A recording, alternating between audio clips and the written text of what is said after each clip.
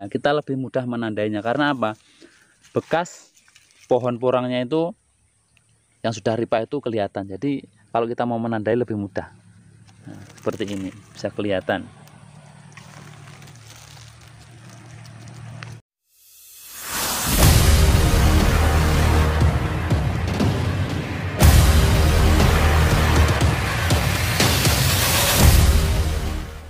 Assalamualaikum warahmatullahi wabarakatuh. Salam sukses untuk petani porang dan petani milenial di seluruh Indonesia. Semoga sehat selalu dimanapun Anda berada. Masih bersama Kiamada Channel. Pada video kali ini saya akan membahas kondisi kebun porang setelah disemprot menggunakan obat rumput atau herbisida, serta kelebihan dan kekurangan menggunakan herbisida di kebun porang. Seperti apa pembahasannya? Simak terus video ini sampai akhir. Langsung saja kita ke kebun porang. Nah, inilah kondisi kebun porang setelah rumputnya mati disemprot menggunakan cairan herbisida. Rumputnya sudah kering sampai akar. Dari awal penyemprotan sampai kering seperti ini membutuhkan waktu kurang lebih sekitar 2 minggu. Lumayan lama ya. Karena waktu itu selesai penyemprotan turun hujan terus sehingga rumputnya lebih lama matinya.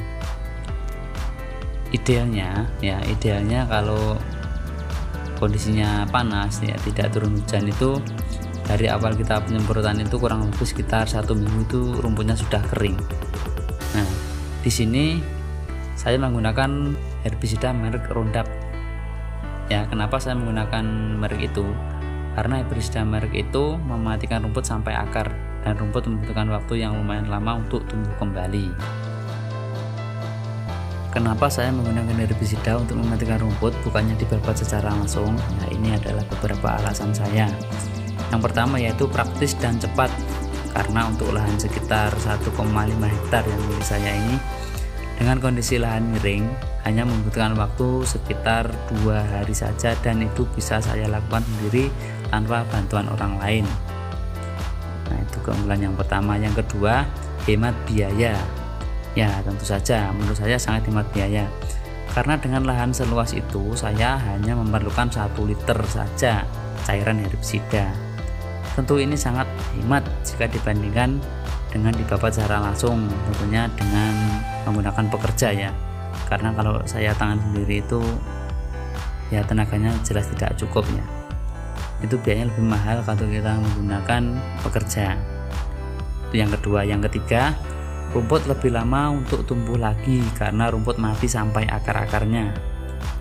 Ini lebih menguntungkan jika dibandingkan dengan dibabat secara langsung, yang mana rumput cepat tumbuh lagi saat dibabat secara langsung ya. Karena apa? Pangkal batangnya itu kan tidak terbabat, sehingga pangkal batangnya itu bisa tumbuh rumput lagi.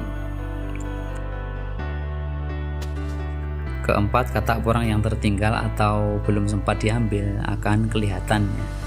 Dan tentu saja itu lebih mudah untuk kita ambil ya, baik mau untuk dikarantina atau untuk ditanam lagi ya, sehingga katak yang tertinggal di kebun itu jelas lebih sedikit. Yang kelima atau yang terakhir, katak dan umbi porang tetap aman walau terkena cairan herbisida. Karena saya sudah membuktikan pada musim lalu ya, saya semprot dengan cairan herbisida, ternyata katak itu tidak busuk dan tetap bisa tumbuh lagi menjadi tanaman baru. Nah, lain halnya kalau kita babat dengan tangan atau menggunakan mesin babat ya. Kalau kita babat dengan tangan dan kita menggunakan mesin babat itu, katak yang tertinggal itu akan tercacah. Nah, dan jelas itu akan merusak biji katak itu. Keunggulannya yang lain yaitu kita lebih mudah untuk menandai umbi yang akan kita bongkar. Misalnya musim ini mau kita bongkar umbi, itu karena kita semprot dengan cairan herbisida, banyak rumputnya sudah mati, itu gulutan-gulutannya sudah mulai kelihatan. Nah, dan bekas-bekas batang porang pun juga kelihatan ya. Seperti ini gulutan ya di depan saya ini. Nah, kalau nanti kita mau bongkar umbi ini ya, kita lebih mudah menandainya. Karena apa? Nah, bekas pohon porangnya itu yang sudah ripa itu kelihatan. Jadi kalau kita mau menandai lebih mudah. Seperti ini bisa kelihatan.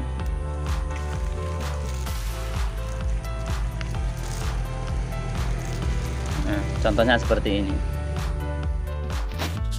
Itulah tadi beberapa alasan saya menggunakan cairan herbisida untuk mengatasi pertumbuhan rumput liar di kebun porang. Nah, namun seperti pepatah bilang, tak ada gading yang tak retak, atau sesuatu jelas tidak ada yang sempurna. Di sisi lain banyak keuntungannya, jelas juga ada kerugian atau kekurangannya.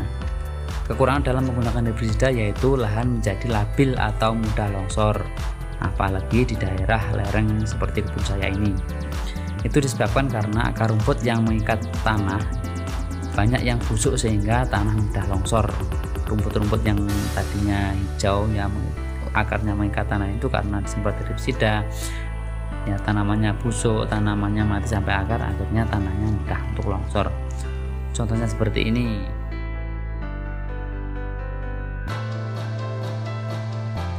Nah, seperti inilah contohnya.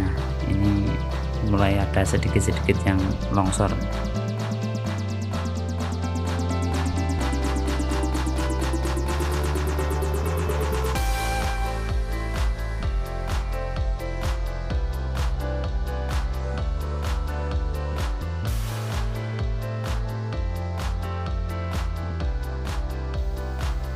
Nah, dari kerugian tadi ada beberapa cara untuk menanggulanginya.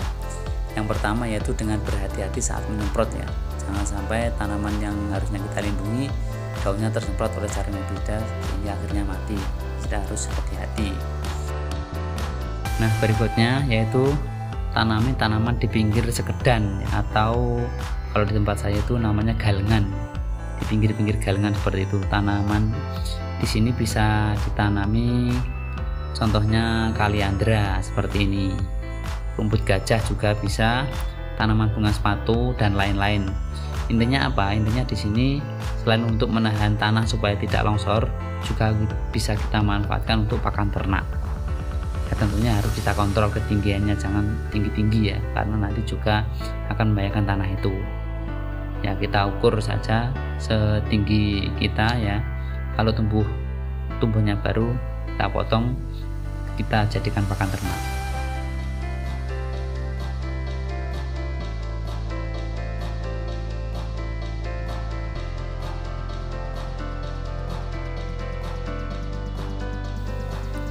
Nah, itulah tadi kondisi lahan setelah disemprot menggunakan herbisida serta kelebihan dan kekurangan menggunakan cairan herbisida di kebun porang. Ya, semoga bermanfaat untuk para petani porang semuanya. Bila suka video ini silahkan subscribe, like, dan komen untuk kemajuan channel ini. Terima kasih telah menyimak sampai akhir. Wassalamualaikum warahmatullahi wabarakatuh.